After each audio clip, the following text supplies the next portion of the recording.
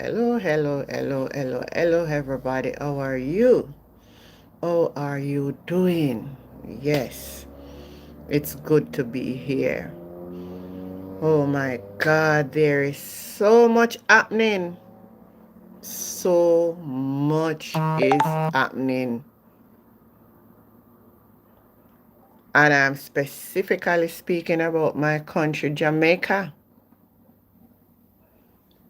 So much is happening, guys. So much is happening. And even though there are good things happening, it's still a lovely place. It's still, the food is good. And we just give God thanks for all of that. I I I love this place. It's my home. The songman said, "This is the land of my birth. This is the land of my birth. And this is Jamaica, my Jamaica. It is the land of my birth." So it is my land of my birth. But just yesterday, in the parliament, the opening of the parliament for the fiscal year 23 to 24, and the finance minister that the budget will be $1 trillion. I don't know if a lot of us really and truly understand that the more we spend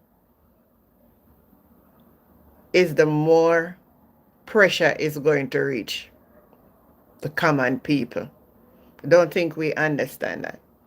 And then we don't have a government that is accountable to show the breakdown of how this will be spent and if it will actually be spent in the correct way.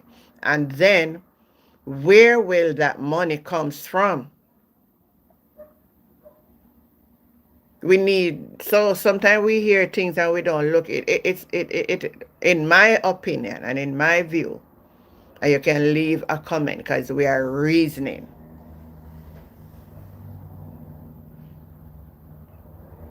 Our GCT tax will go up, and now they're planning to go to the IMF, and that is also telling me that my grandchildren and my great grandchildren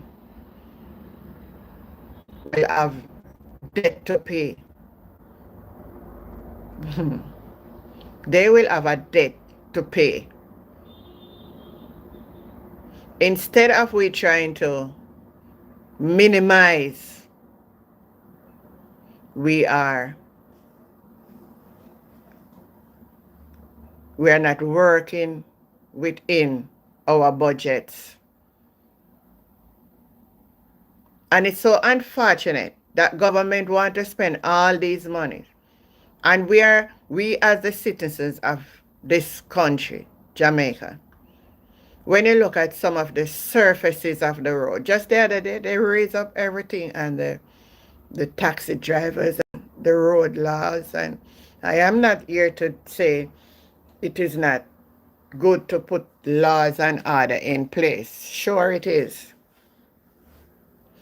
But within 7 days, $30+ million was collected. And up to now, you don't see patching of the roads. You do not see the patchings of the road to make the road surface more favorable to drive on for commuters. And I don't know if maybe because in my time growing up it was different. And I am not here to say we don't need change. We need change. But the change should be for good or for better. Yes, we have made progress in some areas like better housings. People can afford cars and stuff. But I am not going to the exuberant lifestyle. I have to take it back to the level of the man, the small man out there who live from a day to day. And I tell you, they are the majority. A day to day, we call it in our terms, hand to mouth. Just yesterday, I was in the town capital, Spanish Town. And when I look, I see this blind man with his stick walking and selling. And believe you me, my heart goes out. And I'm saying, is there not a family member? Is there not a government system? Is there not something that these less fortunate people of society could even have a little place to call home and little food and stuff like that? Is it that the society only seeks for the upper class?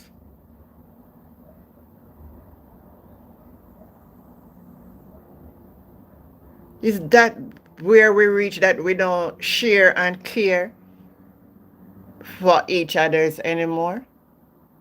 That's where we are. And also what I notice, as I tell you, it's stressing me out. It is stressing me out. Another thing I observe is the moral decay in our societies. The moral decay that is in our society. And what we have in our society is that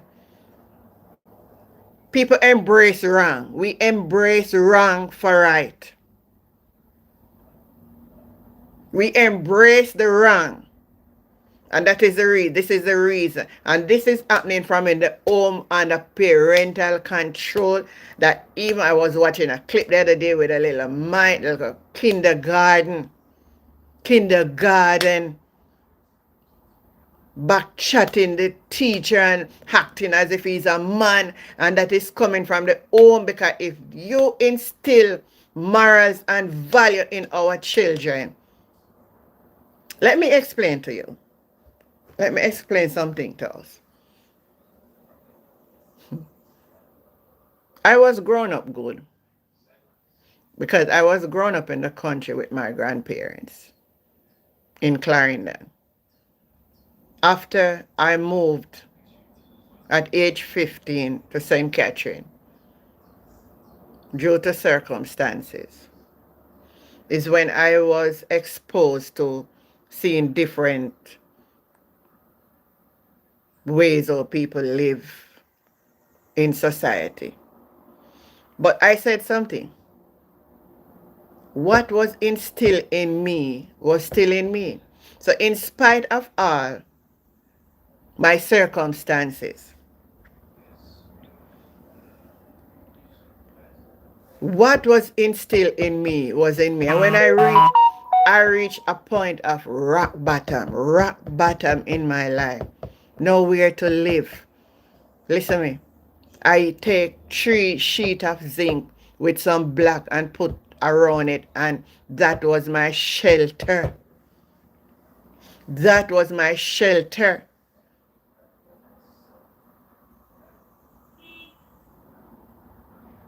I go on the streets to sell, to make a living.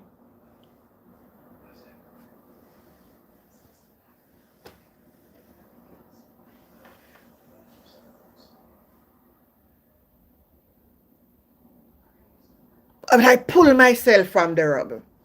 I tell myself, I'm not going to accept this way of life for the rest of my life. There must be a change. There must be a turnaround for me. There has to be something. When I look at others, I say, if they could do it, I could do it. And I begin to pull myself, and every opportunity that presented itself, I would move towards it because I determined to pull myself from the rebels.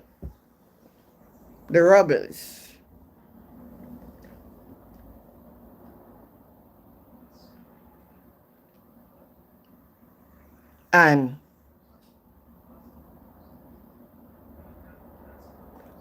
I'm not the best, but I think I'm 100% better off than those days.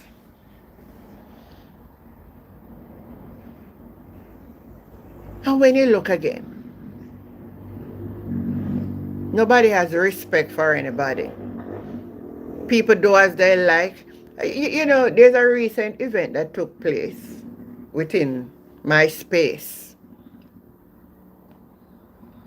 And I see how some people want to react as if I should just embrace and accept other people's wish and their ideas.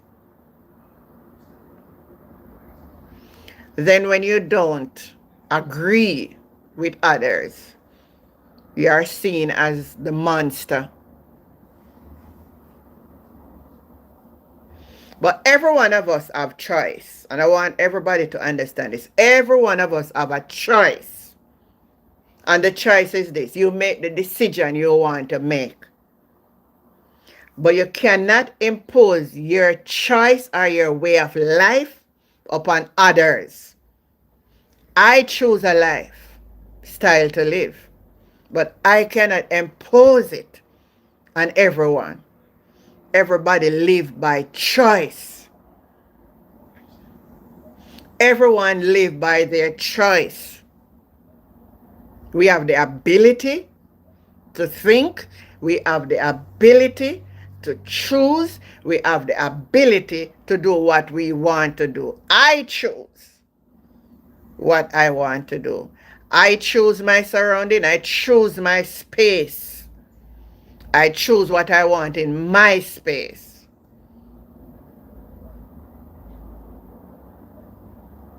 Because I am not coming into your space to dictate to you. So you can't come into my space to dictate to me.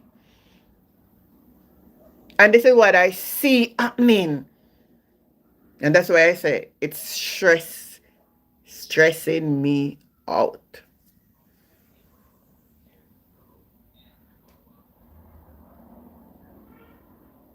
Do you feel the same way about the rapid change of immoralities within our society?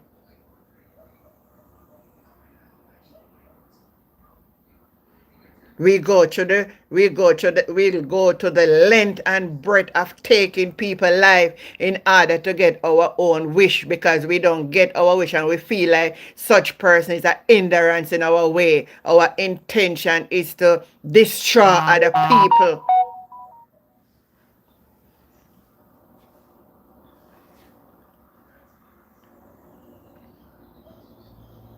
This is what is becoming of our beautiful island, Jamaica.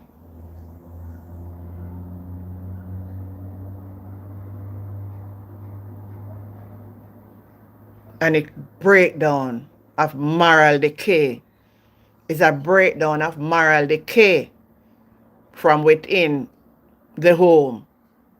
Charity begins at home. All we teach our children, let me tell you, I have mine, and let me tell you, as a parent, we know children will be children. They will do things, but they need that guidance. They need someone to instruct them in the right and correct way. And my children will tell you that their mother wasn't the type. Even they claim that even when they're wrong, they're right. I still give them wrong. But I had wanted to see the best for them. And to God be the glory. They are not the best and they are not the worst today.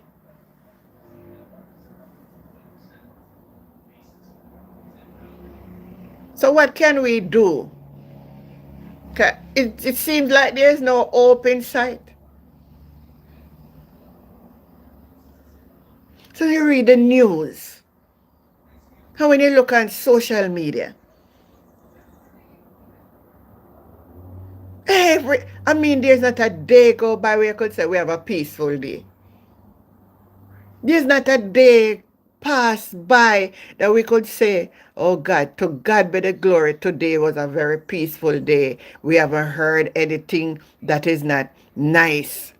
Other islands are enjoying that. We are not enjoying that. There's can't a day that you could say you don't hear a killing, you don't hear somebody missing, you don't hear that somebody been brutally murdered. Just the other day I saw the news, a mother and her child was burnt to death. And yesterday there was a lady missing from December. Unfortunately, they found her body in bushes, decomposed.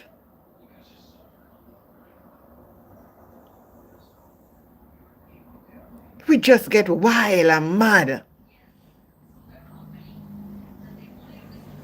And I am concerned for my next generation. I don't know about you or you are feeling about it, but I am very concerned for the next generation that is coming up. Oh, the world, will they enjoy the youthful days that I enjoy? Playing games and feel just happy, just feel secured. My 6-year-old grandson is so traumatized because they broke into their home and stole his tablet. And now that he has got a replacement, let me tell you, this child is so traumatized that before he go to bed, he try to put the tablet underneath his pillow in his little mind, trying to secure his tablet. And I look at it and I say, my God, if from this early age he's feeling this way because of what is happening in the society.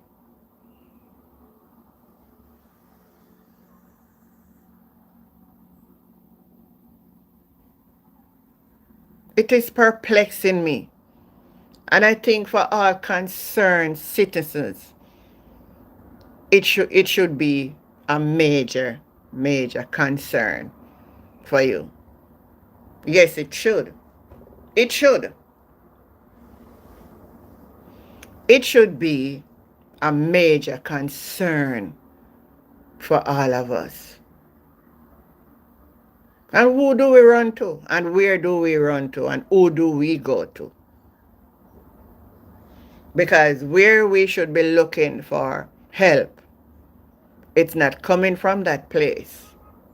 And that's why I can say Psalms 121, that I will lift up mine eyes unto the hills, from whence cometh our help, and our help cometh from the Lord that made the heaven. We can leave God out of the equation, my viewers and my subscribers. We cannot leave God out of the equation.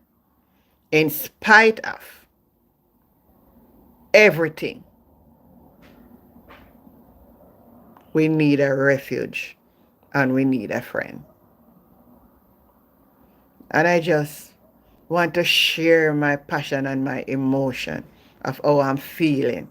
Sometimes when I don't even try to speak or share some of the things, I start to edit a clip the other day, and I like my spirit said to me, don't even endorse to put it up. When I see the news of this young girl was all hostage on the university campus, and I saw the image of the burnt and our skin. And as a mother, I felt it. And I was editing, and like I just could not.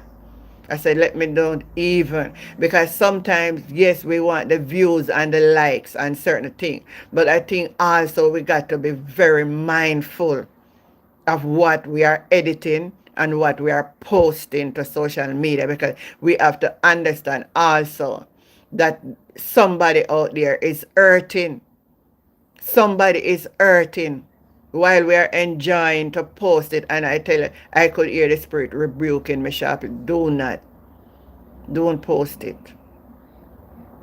Don't post it. Don't post it.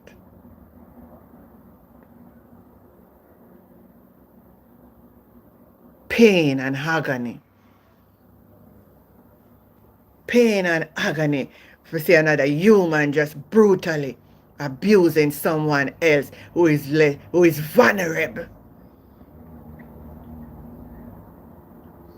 And Queen Africa was speaking the other day, and she was saying about the man them will abuse the man. What make on a wicked so? What make on a wicked so? Because I don't know that you're stronger than us. Because I know you're stronger than us. You abuse us. I've been there. I have been there. I was abused in my early young age because I was helpless. Man take off his belt and he wheeled me up as if I was his child.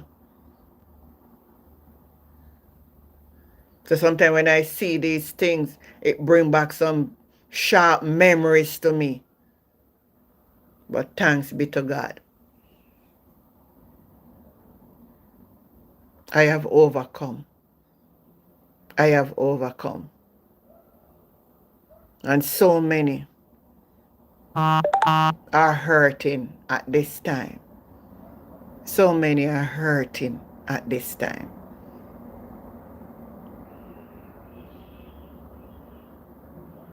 So many are hurting at this time in our island, Jamaica. We need a government that cares for the less fortunate in our society. I hope and trust. I hope and trust that good sense will prevail and that we can live to see a better tomorrow for our future generation. Thank you for watching. If you have not yet subscribed to this channel, please subscribe to this channel. I love you. I'll see you again in another live video. Bye.